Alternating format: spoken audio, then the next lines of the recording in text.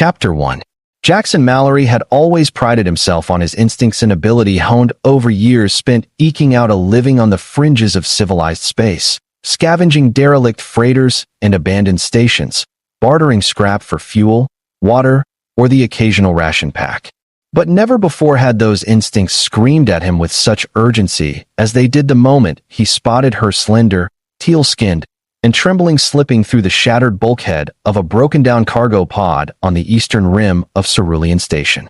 He watched, heart hammering, as she crouched behind a rusted support strut, every muscle tensed, eyes wide with fear that flickered to hunger when she glanced at his supplies.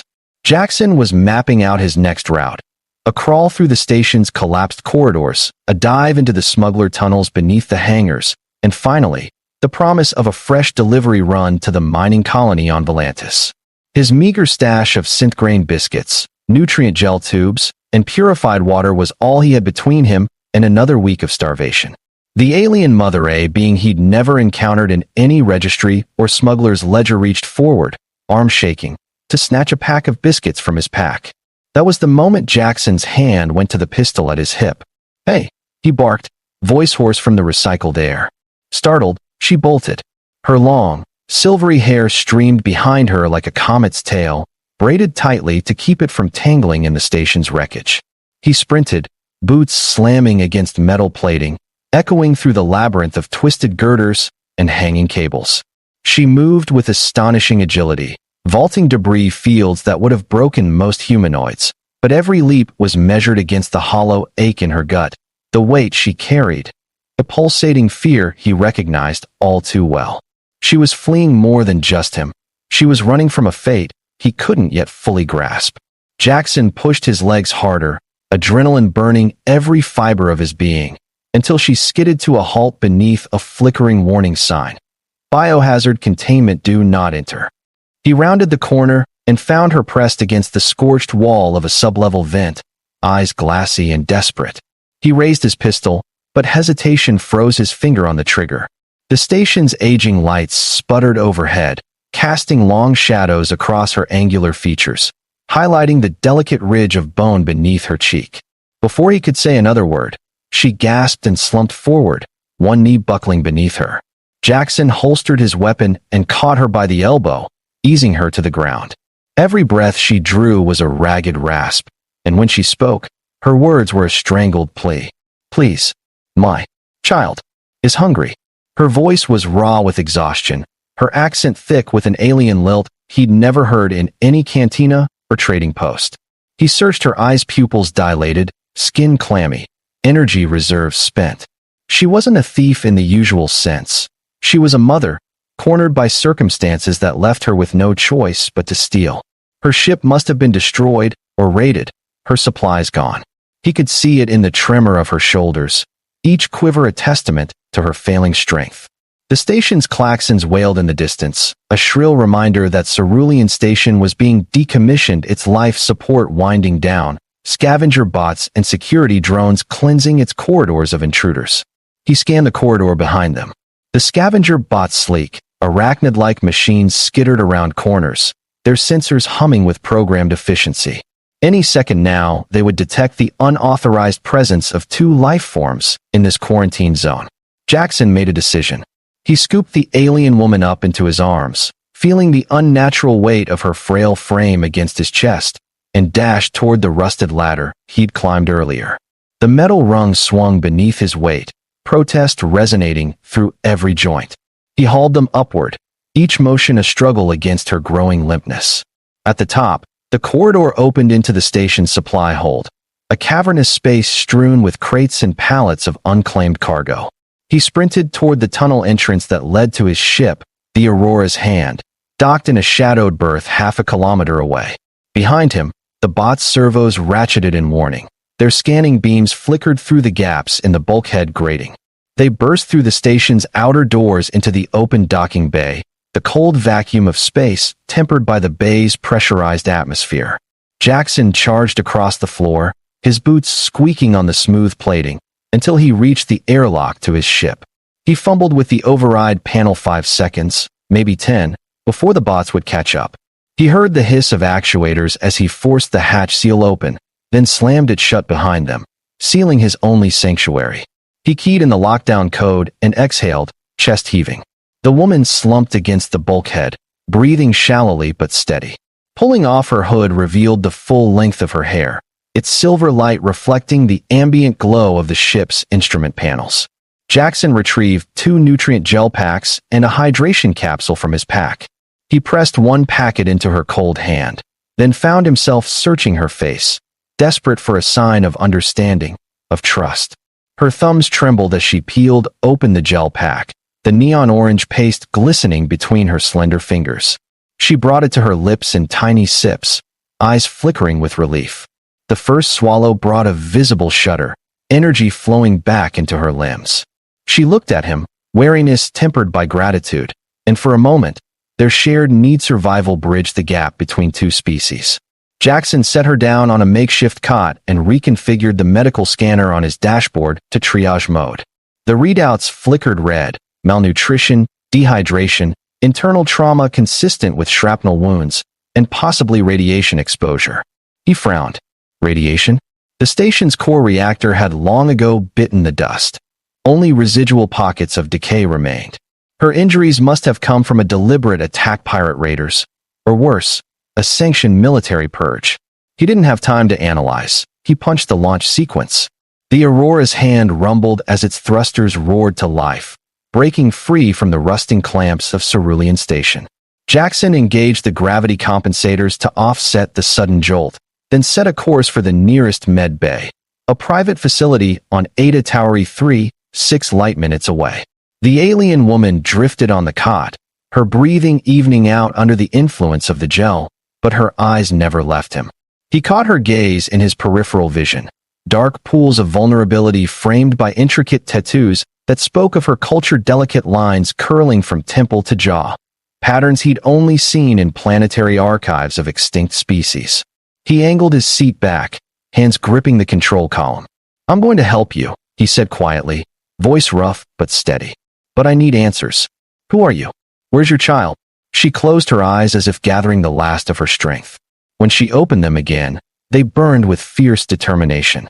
"My name is Serenia," she whispered, each syllable a struggle. "My child is on that station. I left him hidden in the nursery chamber of the 3rd pod. Please, I have to go back." The station's alarms flashed on his panel.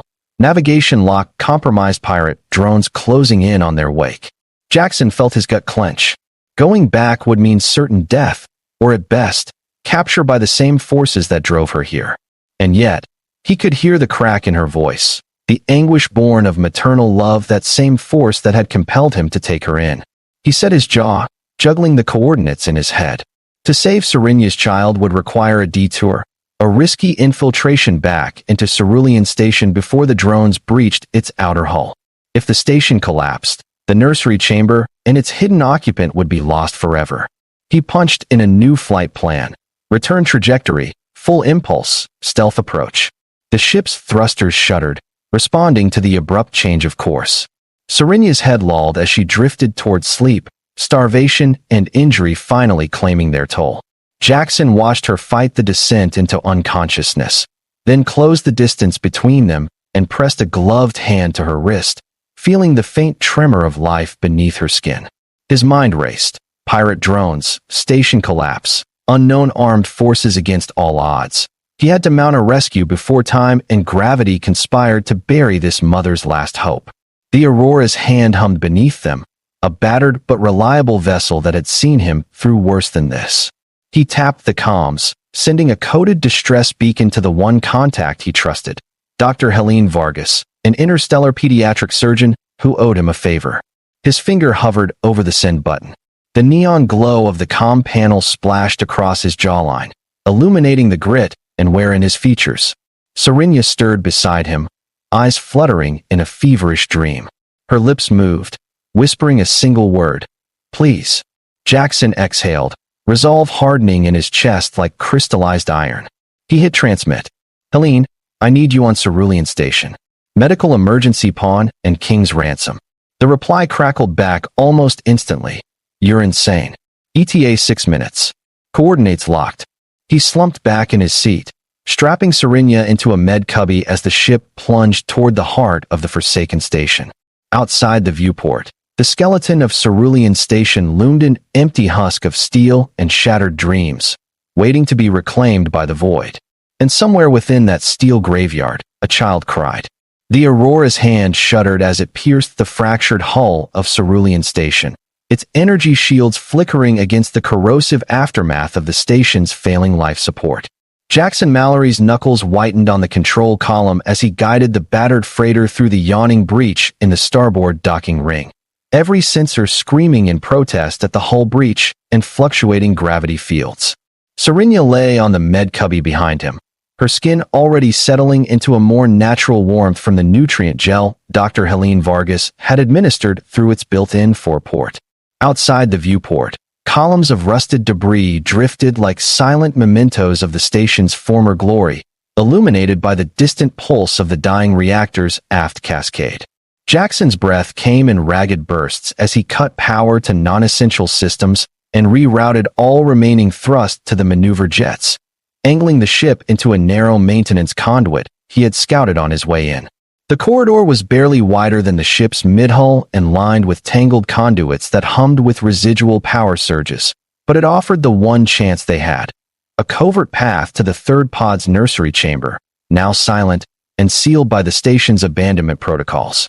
A jagged bulkhead fractured, half-collapsed wall stood between them and Serenia's child.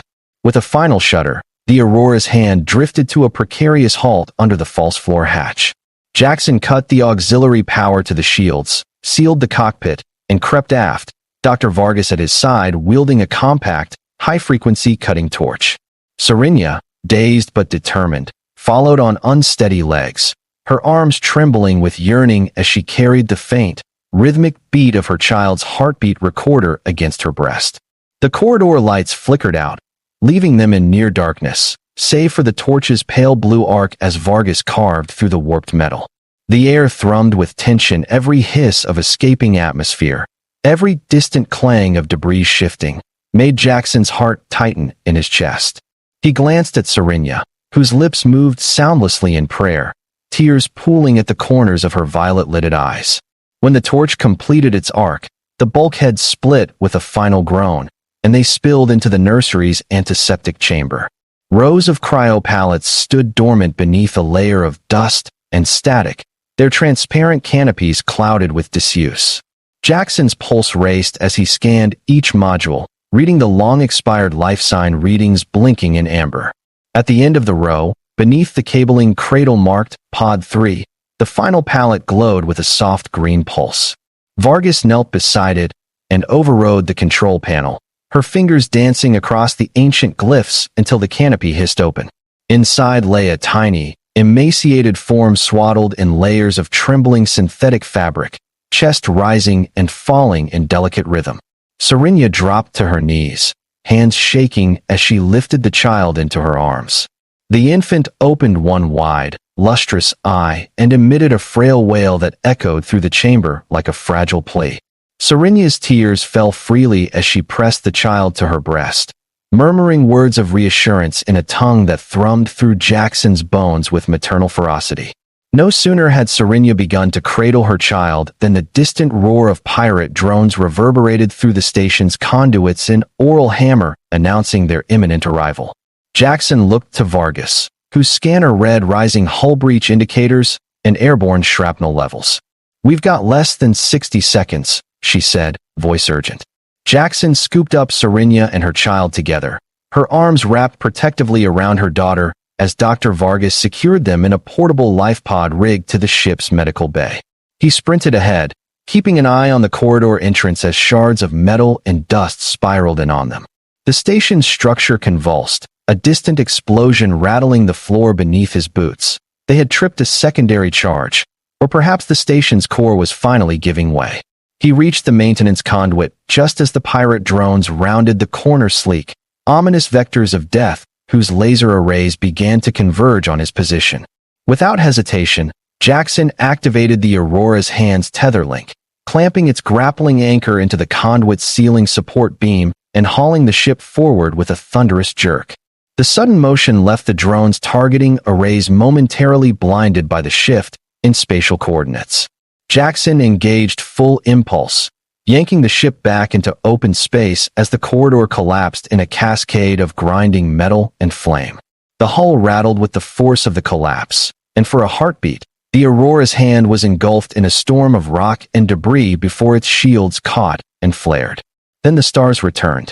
In the med bay, Serenia lay curled around her child, now quiet and stable in the life pod, her tears of relief mingling with grateful sobs. Dr. Vargas hovered nearby, administering a measured dose of rehydration fluids. Jackson dropped into the pilot's seat, hands trembling as he watched the NAV console replot a safe course away from the fragmented station. He keyed the comms. "Helene, we're clear. Child is with us and alive." Her voice returned on the static, gentle but firm. "Good. Head to the Epsilon refuge station turned down at Vector 531. I'll meet you there with supplies and shelter clearance." He exhaled, muscles unwinding for the first time in hours. Serenia lifted her head, cradling her daughter like a precious relic. The child's tiny fingers curled around her mother's thumb, and the soft coo that floated from her lips was unspoken thanks. Jackson watched the scene in silence, the enormity of what they had done settling in his bones. They had marched into a dying station, defied pirates, outwitted security protocols, and reclaimed a life that almost slipped away. As the Aurora's hand drifted into the calibrated slipstream toward Epsilon Refuge Station, Jackson realized that in saving one fragile life, he had reclaimed a part of his own humanity he hadn't known was missing. Chapter 2. The Aurora's hand's docking clamps latched onto the Epsilon Refuge Station's quarantine hub with a satisfying thud, its lights flickering from red alert to safe dock green. Inside the expansive medbay chamber, Serenia lay on a padded triage cot, her child nestled against her chest beneath warm, ambient lights that mimicked a gentle sunrise. Dr. Helene Vargas moved with practiced efficiency, calibrating the infant's vital sign monitors while administering nutrient-rich colostrum through a soft-latch feeding unit. The corridor outside hummed with the station's life support, the rhythmic pulse of oxygen recirculation, the low drone of hydroponic water pumps, a stark contrast to the deathly stillness of Ceruan Station. Jackson stepped from the cockpit, his worn flight jacket dusted with station grime. He crossed to Serenia's side and gently placed a hand on her shoulder. She opened one weary eye, eyelashes heavy with exhaustion, and offered him a small, grateful smile that spoke of debts repaid in blood and trust. The child stirred in her arms, head tilting as she blinked up at the new world's lights with curious awe. Helene glanced up from her console, her expression softening. "She's responding well," she announced. "Hydration is stable, weight is low, but with continuous nourishment, she should recover fully. Serenia, you're both safe now." Serenia pressed the infant closer, her voice trembling as she sang a lullaby long forgotten by human ears, but threaded through universal chords of comfort. Jackson watched the curve of her neck, the protective arch of her arms, and felt a swell of purpose that transcended credits or cargo runs. He had saved a life that night, but more than that, he had reignited something vital in himself, hope. Outside the medbay viewport, the endless tapestry of stars beckoned, each a promise of new beginnings. As Serenia cradled her child and Helene prepared the discharge protocols, Jackson knew that their journey was only beginning, that the galaxy still held shadows to outrun and harbors of kindness waiting to be found. And with a human mother and her alien daughter aboard his ship, he felt ready to chart a course toward a future where compassion outshone the void. The days that followed on Epsilon Refuge Station unfolded in a blur of sterile corridors and whispered consultations, where Serenia's recovery became both a medical miracle and a political flashpoint.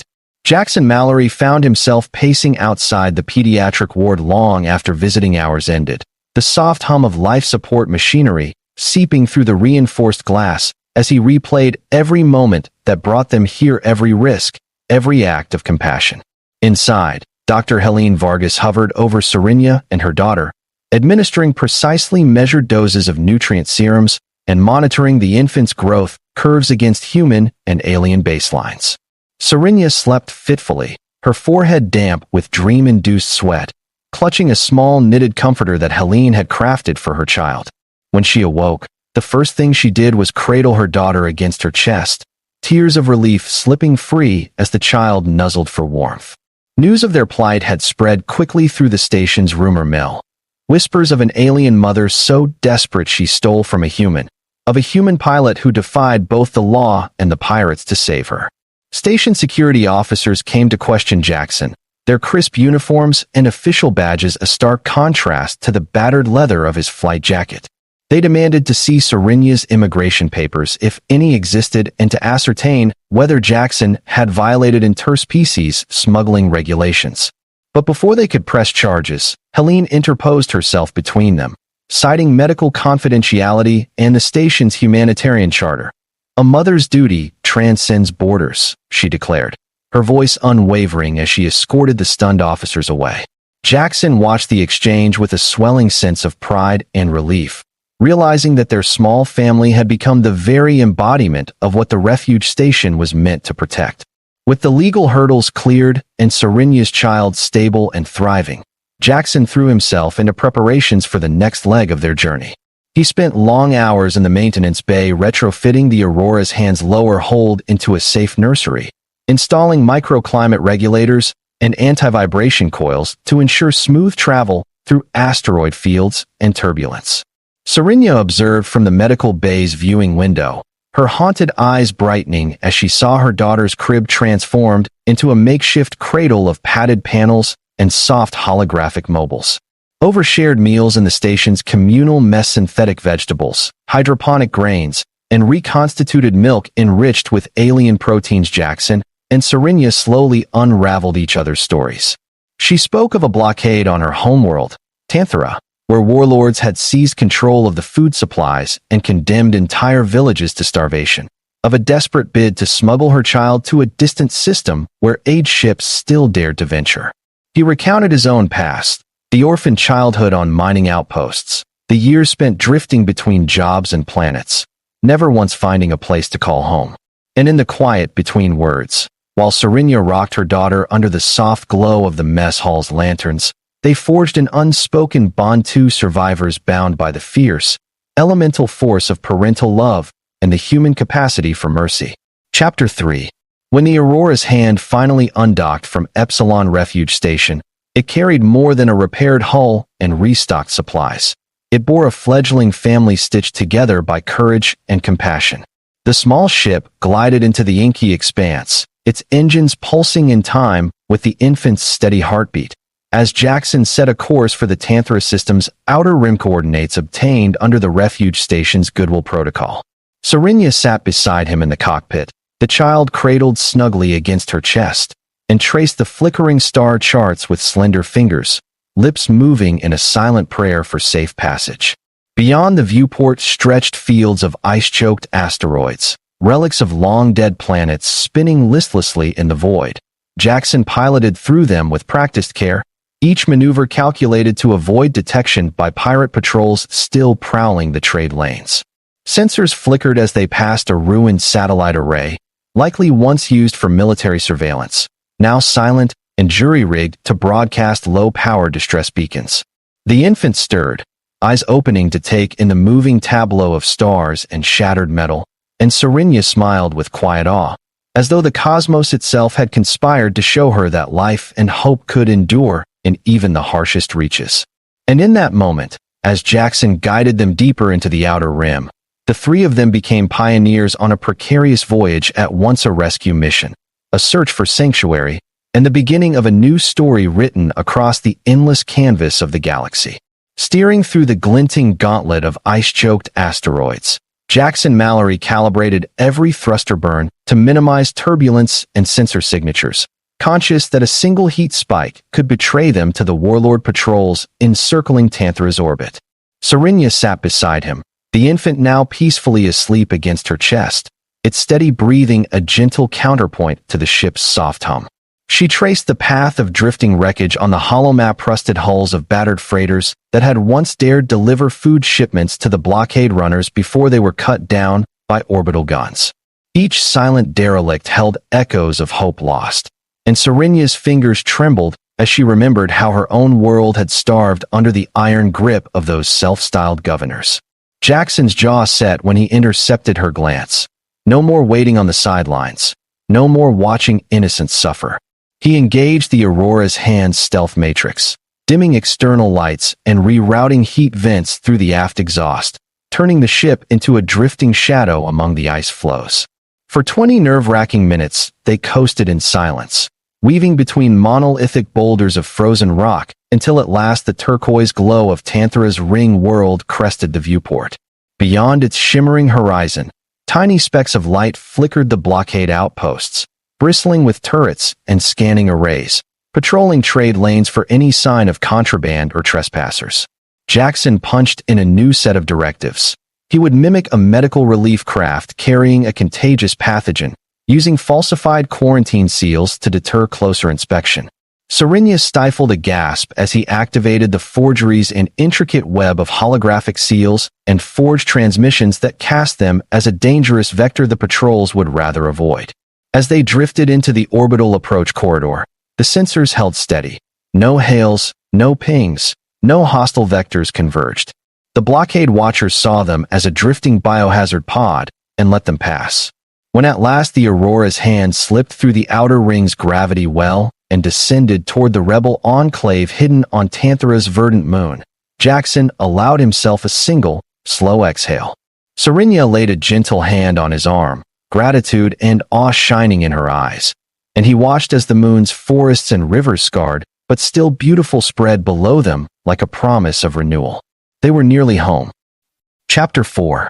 Touching down in a clearing bathed in the moon's pale light, Jackson guided the Aurora's hand to a gentle roll across the leafy undergrowth, its landing gear folding softly into the damp soil.